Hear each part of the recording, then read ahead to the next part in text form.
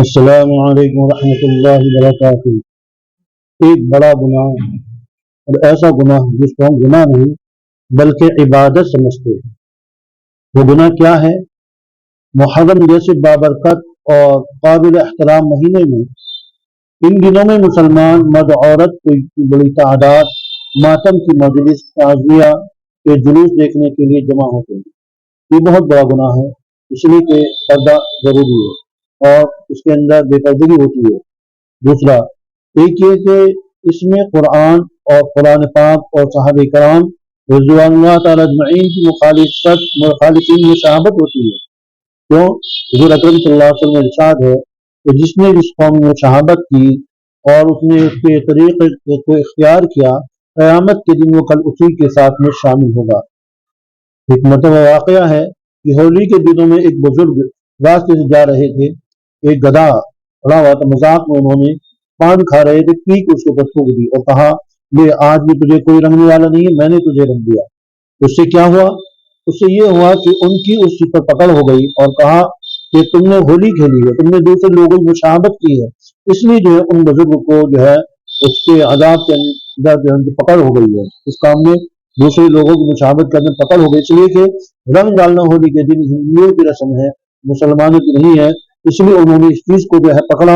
اور ان کی اتباع میں جو ہے اس گدھے کے اوپر پھونک دیا اور یہ کہہ کر کے پھونک دیا کہ مجھے تجھے آج بھی کوئی رنگنے والا نہیں ملا۔ دوسرا گناہ یہ ہے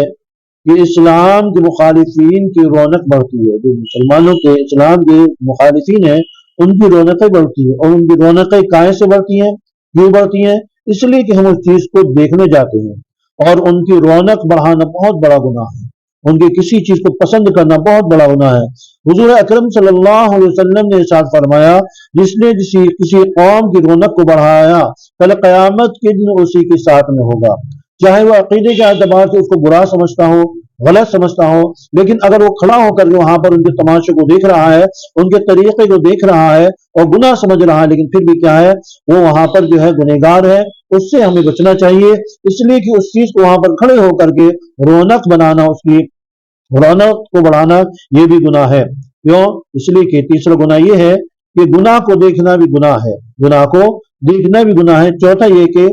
اس جگہ پر اللہ کا ان کے گناہوں کی اور نافرمانی کی وجہ سے اللہ کا غضب نازل ہوتا ہے، اور ایسی غضب والی جگہ جانا بہت بڑا گناہ ہے، اس سے ہمیں بچنا چاہیے۔ جب حضور اکرم صلی اللہ علیہ وسلم کسی ایسی جگہ سے گزرتے تھے جہاں پر اللہ کا غضب ہو اور اللہ کا غضب ہو، آپ صلی اللہ علیہ وسلم اس جگہ سے جو ہے بہت تیزی سے جو ہے بچنے کا اہتمام کرتے تھے، تو ہم لوگوں کو بھی اس سے بچنے کا اہتمام کرنا چاہیے اور اس سے زیادہ اہتمام کرنا چاہیے۔ سوچنا چاہیے کہ اگر خدا کے باغیوں کی کرتوتوں کی وجہ سے ان کے اوپر کوئی عذاب آتا ہے، کوئی پکڑ ان کی آتی ہے، تو کیا صرف ان پر آئے گی جو اس گناہ کو کر رہے ہیں، بلکہ تمام لوگ جو دیکھنے والے ہیں، جو اس چیز کو رونق بخش رہے ہیں، رونق دار بنا رہے ہیں، وہ لوگ بھی جو ہے اس عذاب سے نہیں بچ سکتے۔ اس لیے ہرگز نہیں، بلکہ آخر کے عذاب میں بھی ان لوگوں کے ساتھ میں وہ کھڑے ہوں گے، یعنی اس عذاب سے بچ نہیں سکتے، بلکہ آخرت میں بھی جو ہے اس عذاب کو مستحق ہوں گے۔ ان کی بدعمالیوں کو رونق بچنے کی وجہ سے اللہ تبارک و تعالیٰ ایسی بدعمالی سے ہمیں بچنے کی توفیق عطا فرمائے۔ یہ بھی خیال رہے کہ نیک کاموں اور نیکی کرنے والے دنوں میں جس طریقے سے نیکیوں کو بڑھا دیا جاتا ہے، اسی طریقے سے ان دنوں میں گناہ کو کرنا اس کے عذاب کو اور سخت کر دیا جاتا ہے، عذاب کی سختی کو بڑھا دیا جاتا ہے۔ تو اس کے اندر کتنا گناہ ہوتا ہے؟ پہلے یہ کہ عورتیں بے پردہ ہوتی ہیں، دوسرے یہ کہ وہ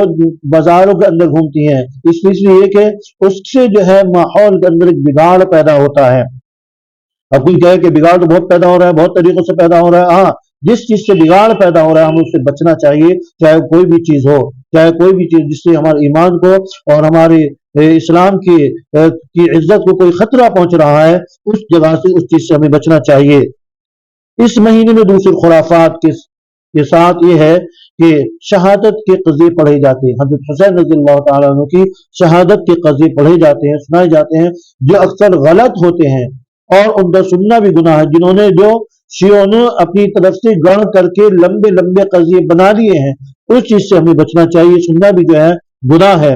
عاشورہ یعنی 10ویں تاریخ کو چھٹی کرنا، کام بند کرنا کہ صاحب 10 حرام کام کرنا حرام ہے یا کوئی بھی چیز کرنا حرام ہے، یہ تمام چیزیں کیا گناہ ہے، اس لیے کہ اس کے ذریعے شیعوں کی مشابہت ہوتی ہے،